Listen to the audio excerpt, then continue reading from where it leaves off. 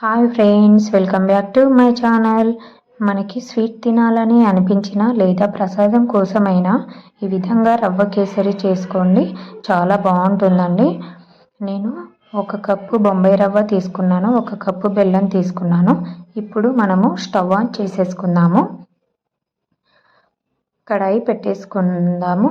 అందులో ఇప్పుడు 4 టేబుల్ స్పూన్ల నెయ్యి వేసేసుకుందాము.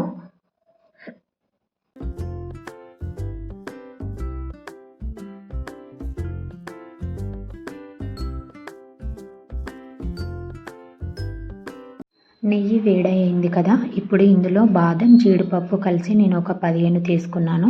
ఇవి నెయ్యిలో వేసేసుకొని ఒకసారి కలిపేసుకుందాము. ఇందులో కిస్మిస్, బ్లాక్ కిస్మిస్ ఇవి 2 కలిపి 4 టేబుల్ స్పూన్స్ వేసుకున్నాను. ఇవి ఫ్రై అయిన తర్వాత ఒక బౌల్లోకి తీసేసుకుందాము. ఇప్పుడు ఇదే కడాయిలోకి మనము రవ్వని వేసేసుకుందాము. మంటని సిమ్లో పెట్టుకొని ఒక 10 to 15 మినిట్స్ కలుపుతూ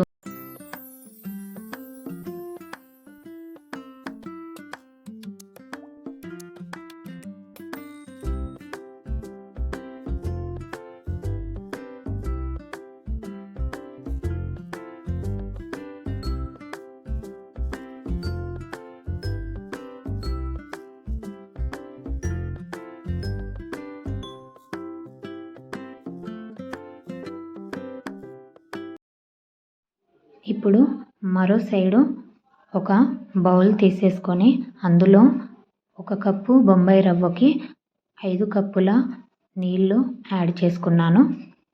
ఇందులో ఫుడ్ కలర్ కూడా ఇష్టం ఉంటే యాడ్ చేసుకోవచ్చు, లేకుంటే స్కిప్ చేసుకోవచ్చు. నేను మాత్రం వేసేసుకుంటున్నాను.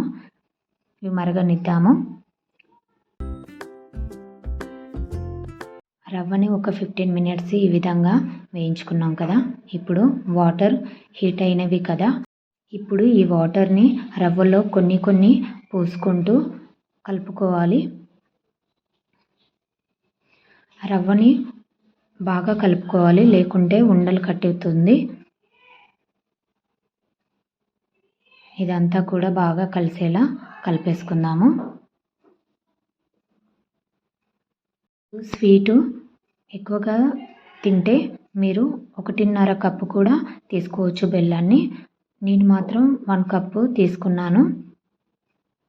ఇదంతా వేసేసి ఈ విధంగా మొత్తాన్ని కూడా కలిపేసుకుందాము.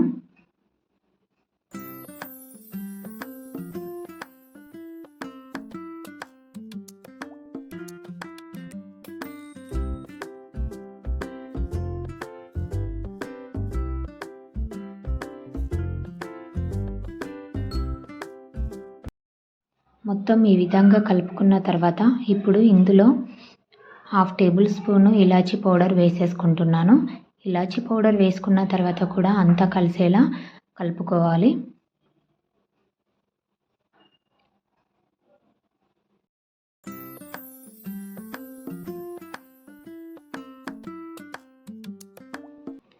ఇప్పుడు ఇందులో రెడీ చేసి పెట్టుకున్న డ్రై ఫ్రూట్స్ వేసేసుకుందాము. కావాలంటే ఇందులో 1 టేబుల్ స్పూన్ నెయ్యిని యాడ్ చేసుకోవచ్చు. రెడీ అయిపోయిందండి రవ్వ కేసరి. మా వీడియో కనుక నచ్చితే లైక్ అండ్ సబ్స్క్రైబ్ చేయడం మాత్రం మర్చిపోకండి.